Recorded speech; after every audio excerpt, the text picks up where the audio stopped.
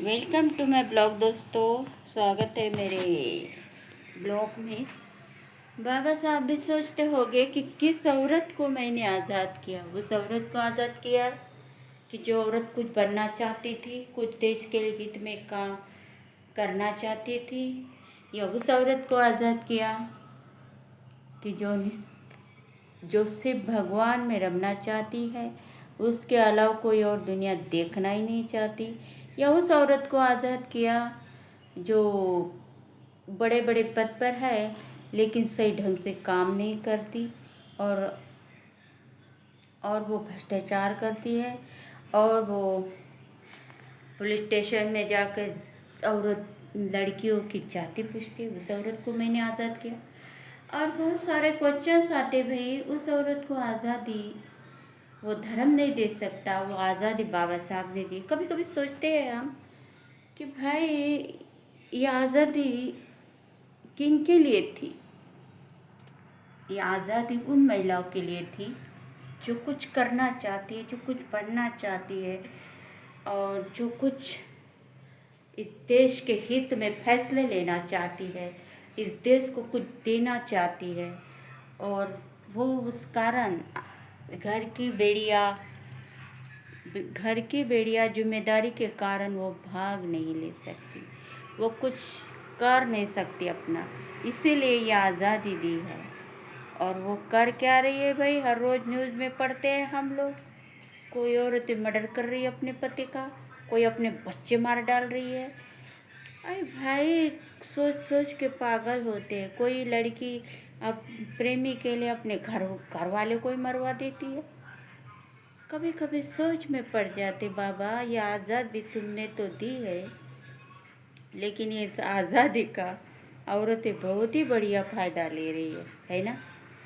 का एक पुणे के पुलिस स्टेशन में हुआ, बोले एक पुलिस अफसर थी, उसने उस हॉस्टल से लाई हुई लड़कियों की जाति पूछी और उससे उस जाति से उसको गाली दी, गलित शब्दों में उससे उच्चारण किया।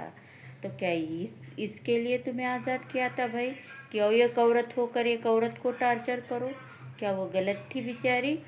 हाँ, क्या वो ऐसी वैसी लड़कियाँ थी जिस तरह से तुमने बात की?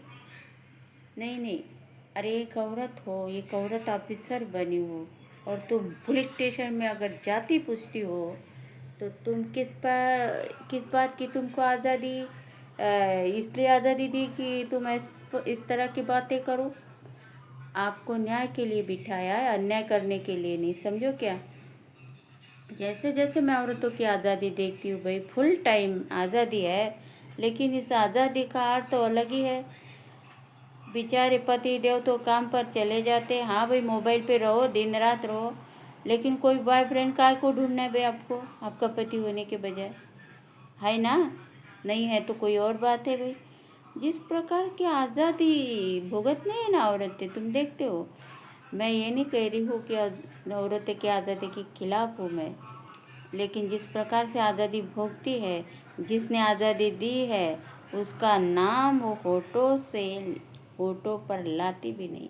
और जिसको देखा नहीं, जिसको समझा नहीं, अभी तक दिखा नहीं, महसूस हुआ नहीं, मगर उसका नाम बहुत जपती है। जपो जपो, कोई बात नहीं है भाई, खुशी से जपो। आपको आज़ादी दी है तो खुशी से नाम लो, मगर एक शब्द, क्या बोलती हूँ मैं, एक शब्द जय भीम बोल के ही देखो एक बार। मैं हर लाइव में जाती हूँ, हर किसी के लाइव में जाती हूँ, बस एक ही नाम चलते, भगवान के। भैया जिस आज़ादी से आज इस्तेमाल कर रहे हो ना, आप लाई जाती हो, बड़े बड़े पद पे हासिल होती हो, बड़े बड़े यहाँ पे आपको बुलाया जाता है, वो आज़ादी बाबा साहब होते ना तो नहीं मिलती। हिंदू कोड बिल अगर पास नहीं होता और धर्म का राज चलता ना भाई, तो देखो क्या होता। तो धर्म का राज है ना भाई, है नहीं? देखते हो ना आप दूसरे अलग धर्म वाले के लोगों को, किस तरह से वो अपना घर तक सीमित रहती है औरतें, हाँ धर्म के कारण। अगर यही हिंदू कोड बिल पास नहीं हुआ था ना, तो आज प्रॉपर्टी में आप आधा हिस्सा मांग लेते हो।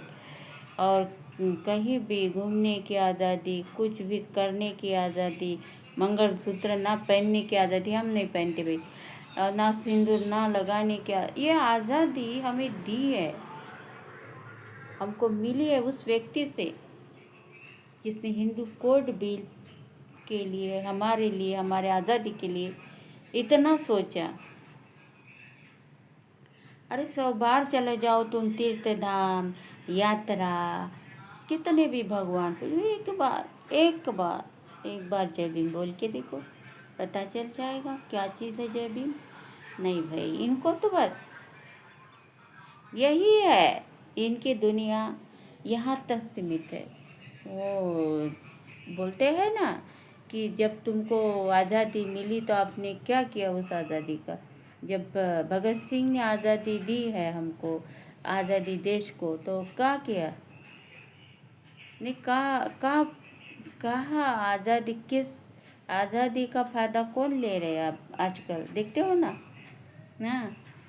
जिनको बेचारे को संसद में बोलने का ढंग से, अपने अपने क्वेश्चन लेने का भी समझता नहीं, ऐसे लोग आज़ाद हो गए मंत्रिमंडल में। देखो संसद में उनको क्या बोलते हैं, पाड़ा भी नहीं आएगा, क्या बोल रहे ये भी पता नहीं चलेगा कि किस समस्या पे उनको बात करनी चाहिए। इस तरह के लोग आज़ाद हो गए हैं, और जिन्होंने आज़ादी दी है वो फांसी पे टंग गए हैं भाई। और जो पढ़े लिखे लोग हैं वो इंटरेस्ट ही नहीं रखते राजनीति में। तो क्या बदलेगा सिस्टम हमारे देश का।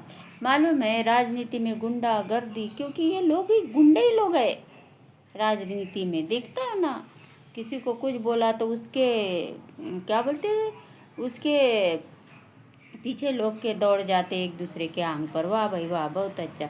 अगर आप ही गुंडागर्दी हो तो वो जनता को क्या सुधारोगे आप, नहीं बोलो।